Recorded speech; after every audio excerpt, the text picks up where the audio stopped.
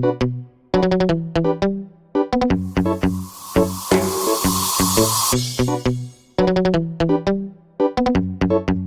Fresh on the track.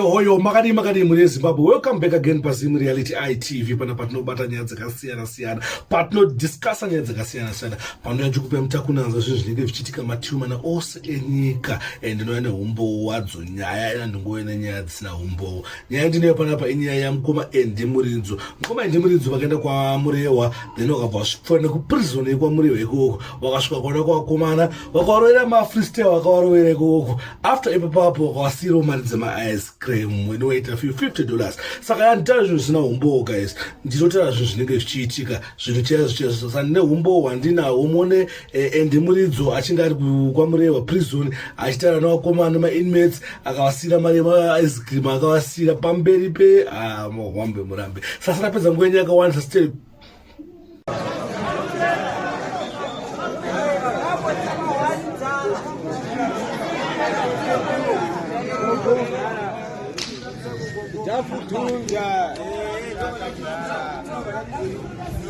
Ndakachena mungezipo ndekuti bebi uripo zverudo zvine zvipo unopepetera kungepo svika ugare nechepako ndikudetsere neutupo ndiwe nyana rekwamutupo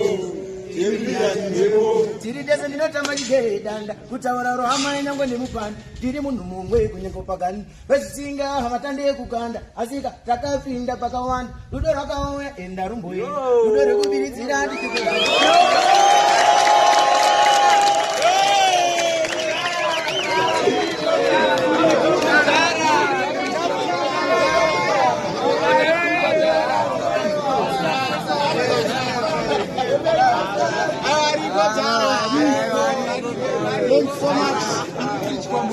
so much thank you.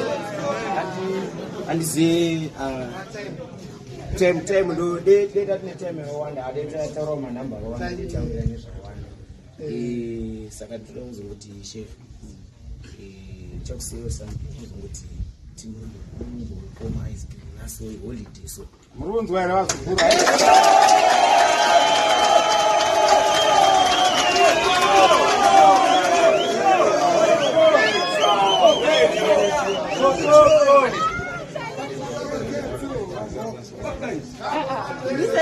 Muishaisha holiday.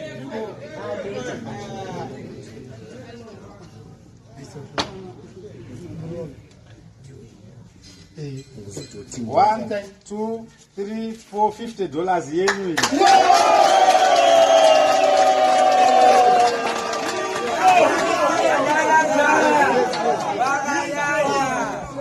Vanoona izvi tine mafemale inmates vangoripo vanokwanisa kupinda kuti ibve vangomira zvavo ndimuridzo munomuziva unoona patv sika yasikanaka donumente pana usanchaji manyasosunguka independence kai yakabatana neeaster right. Ndifunga ngambona mukomana abva atotaura pachena akati amana dai nguva yakawanda ndaifanira kusimbukurira mangoma akati one day then nguva ishoma but still ndezvandida kukusira abva ataura pamberi pevakomana kuziva kuti mari yenyu handizvo zvasai zvichiitika ikoko kujeri kuti akazopiwa vakomana but I think vanopiwa because imari yakabuda pajekere imari yakabuda pachena.